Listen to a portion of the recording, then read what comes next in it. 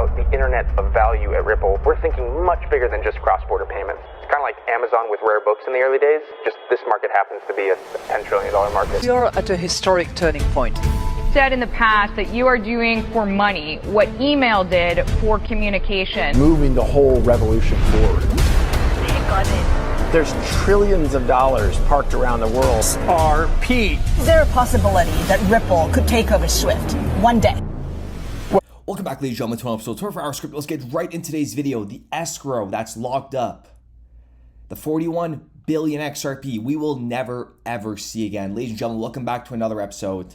I'm going to print you guys a real good big picture here. There's a lot of stuff going on behind the scenes. XRP will 100% hit $30, $50, $100. The XRP that's locked up in escrow is for the enterprises. It's for market stability. Think about it. If you're trying to create a level playing field amongst hundreds of countries, different types of currencies, different kinds of assets, tokenized assets coming in, real estate being tokenized, who is going to do all that? Where is the value going to run through? Okay, just take a listen to what Chris Larsen says here. Okay, it's not about just having a store of value for a store of value's sake for Bitcoin, right? Why is Bitcoin where it's at today? Think about it. Bitcoin was at 30 cents, 10 cents. Who would have imagined it would have gone to $69,000? XRP was created around the flaws of Bitcoin. This is Bitcoin on steroids. XRP is Bitcoin 2.0. But take a listen to what Chris Larsen says here. And then we're going to get some tweets from David Schwartz where he thinks if we don't hear anything by September, it's time to, get the sirens going. But take a listen to Chris Larsen. What's really important is that any digital asset to be valuable has to be serving an actual use case. It can't just be speculation. Obviously, a lot of the market today is really speculative. But we think over the long run, it's going to be that combination of deep liquidity, market makers, institutional bets being made. But very importantly, it has to have a use case. We think the use case for the XRP ledger and XRP, the digital asset, is really around initially reducing the cost of liquidity for cross-border payments. Long term, though, we think it's a key winner in this race to be another digital asset for the world for all kinds of use cases. So that's the way you see it. It's a long-term play, has to have value, can't just be a store of value for store of value's sake, has to actually have a use case, and that's how we see this evolving. And now take a listen to what the head of the IMF is saying about connectivity.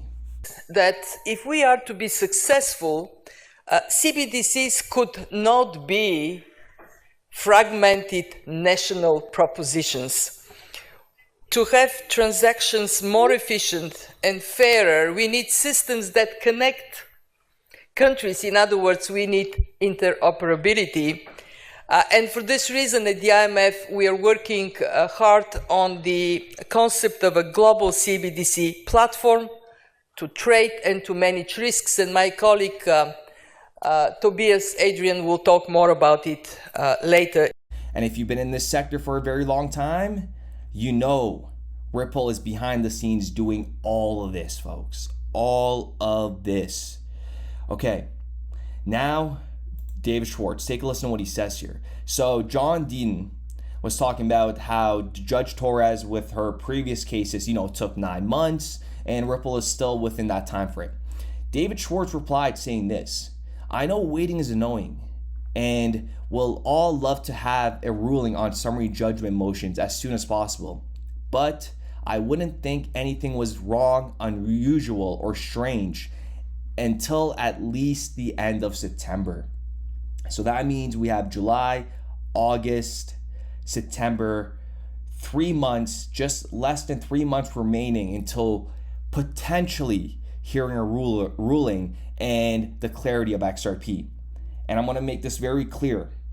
Going forward, it makes 0 sense for XRP to be declared as a security. So I'll tell you right now, XRP is not a security. Previous sales of XRP can be deemed as a security and Ripple can be fined, but going forward, everybody's in this boat. Every other jurisdiction does not believe XRP is a security. So in order to create a level playing field, like I said, and I'll say it again, you can't have A, B saying XRP is a security and then C saying it is a security. That is not a level playing field. That is not interoperable, okay? And banks are going to be holding XRP. They're going to be utilizing XRP to get away from Nostro Vostro accounts. Okay, take a listen to what Dilip Rayo says here. No, so as I said, the X-current product, the way it's implemented today, uses fiat currencies. So the convergence that we see coming in the next phase is for banks to have an option to say, do I want to use XRP? So instead of the German bank holding Turkish lira, they could say, Akbank, are you able to accept XRP and give me Turkish lira? Here's 100 lira worth of XRP. Here's 1 million lira worth of XRP. And instantly that can be settled without having to hold balances. So that's the holy grail. That's the ultimate end goal that we're aiming for. But if you don't have connectivity, you can't even start. So first you get the banks connected. They do what they're doing today better. They like it. They build new services on it. Then they go, I want to do this in 100 countries, but I can't hold currencies in 100 countries. Well, guess what? You got XRP. So it's a phase strategy, but that's the way banking works. They're not going to have an option, ladies and gentlemen. They're really not going to have options. It's going to be the most liquidity asset that they're going to chase after.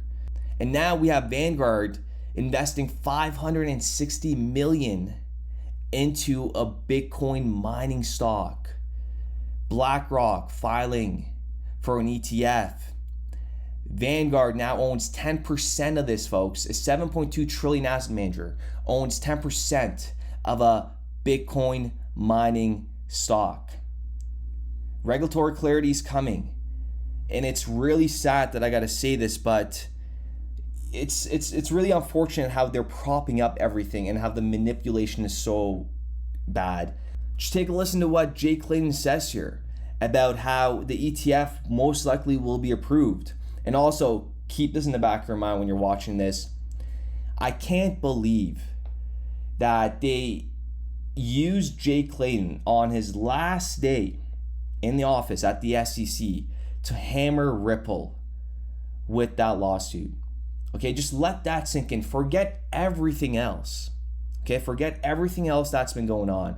But just think about why they chose Jay Clayton to sue Ripple the last day, folks. His last day in the office. And then they bring in Gary Gensler. It's not a coincidence. It was 100% set up. 100% set up. But take a listen to what this hypocrite says about Bitcoin and how it's probably going to get approved. Can they say no to a spot ETF?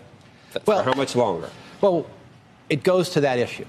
I think that when the SEC approved the futures-based ETF, they said, let's look at the futures market. We see the surveillance. We see the protections in that market for the end investor that are sufficient. We don't see them in the spot market, so we're going to make that distinction. I think what the institutions are arguing is that those distinctions have gone away, and now the spot product is actually less drag, more efficient for the investor. So if there's not that delta in regulation, not that delta in what I could say efficacy, the spot should be approved. That's the argument that's going on right now. Look, the regulatory process, whether it doesn't matter. It's been a while already. It's been a while already.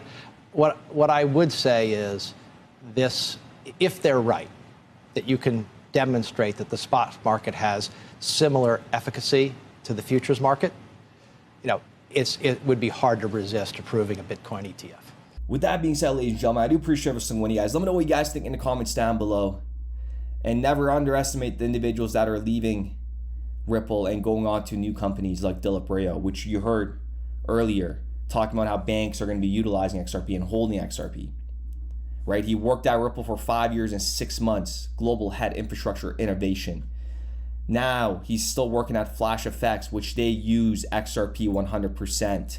He's also the director for CBDC research in Australia because he gained all his experience, okay, within Ripple. And now moving it on to Flash FX and the CBDC research in Australia, which they all will utilize XRP. With that being said, ladies and gentlemen, time will settle all arguments in terms of what the price of XRP is going to be.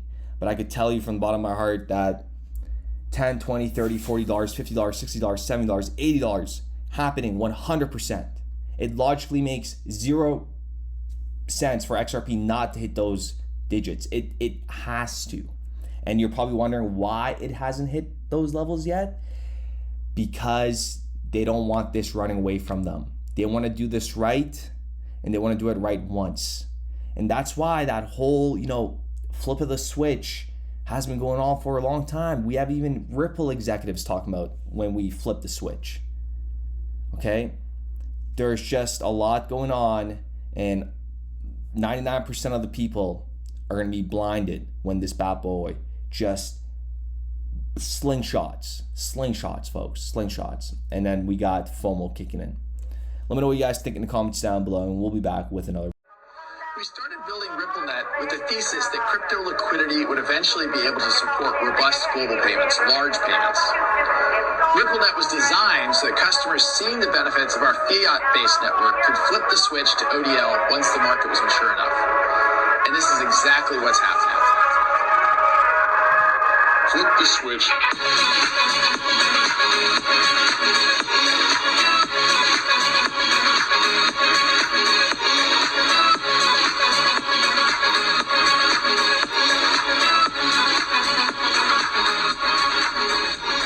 I think what we're building has, it's solving a real problem.